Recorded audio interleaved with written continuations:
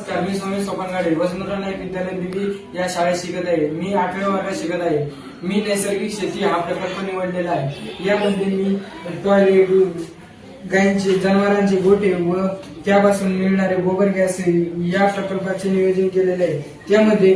त्यामध्ये मी या गोबर गॅस पासून पवन चक्कीला त्यामधला वेस्ट वायू हा मिथेन दिलेला आहे। त्यामधून ती रोटेट झाल्यावर तिच्यामधला जो विद्युत निर्माण होतो तो मानवी वस्तीला व शेतीच्या कामाला उपयोगी येणार आहे। त्यासाठी मी विद्युत तयार केलेला आहे। त्यामधला जो वेस्ट मटेरियल आहे तो मी शेतामध्ये टाकून शेतासाठी उपयोगी करणार आहे। शेतकरी वर्ग हा आजकाल खूप प्रमाणात रासायनिक खताचा वापर करत आहे। त्यामुळे आपल्याला दूषित अन्न खायला मिळते व जमिनीची सुपीकता कमी होत आहे। त्यामुळे त्या पिकामुळे आपल्याला खूप आजाराचा सामना करावा लागत आहे।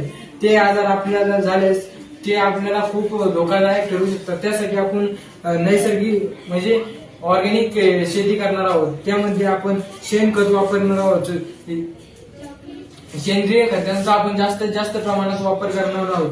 पेस्टिसाइड्स वापरल्यामुळे तणनाशक कमी होते पण त्याचा नुकसानही तेवढेच आहे। त्यामुळे आपण फक्त सेंद्रिय खतांचा वापर करणार आहोत। आपण वेस्ट मटेरियल जे आहे ते आपण शेतामध्ये टाकणार आहोत व शेताच्या आपण चारही बाजूला झाडे लावणार आहे। त्या झाडांचा फायदा असा होणार आहे की त्या झाडामुळे जो पण पालापाचोळा असणार आहे तो आपल्या शेतामध्ये जाणार आहे। त्यामुळे आपल्याला खत मिळणार आहे। त्यामुळे जमिनीची सुपीकता वाढते आणि अन्नालाही कोणता प्रभाव होत नाही।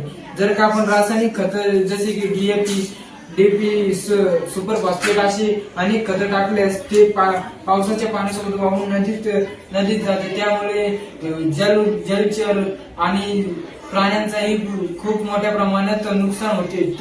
ते वाचवण्यासाठी आपण सेंद्रिय खत आपल्या कुठल्याही प्रकारचे नुकसान करत नाही। यामुळे आपण पूर्णपणे नैसर्गिक शेती करणार आहोत। यामध्ये आपल्याला कोणतेही नुकसान नाही व शेतकऱ्यांना कमी खर्चात जास्त उत्पादन मिळेल। यामुळे शेतकऱ्यांचेही चांगलं होईल व लोकांच्या आरोग्य संबंधात कोणतीही अशी बाब राहणार नाही ज्याबद्दल लोकांना धोका वाटेल। यामुळे आपल्याला सेंद्रिय खत पूर्णपणे असे आपल्याला पूर्णपणे फायद्यात बसणार आहे।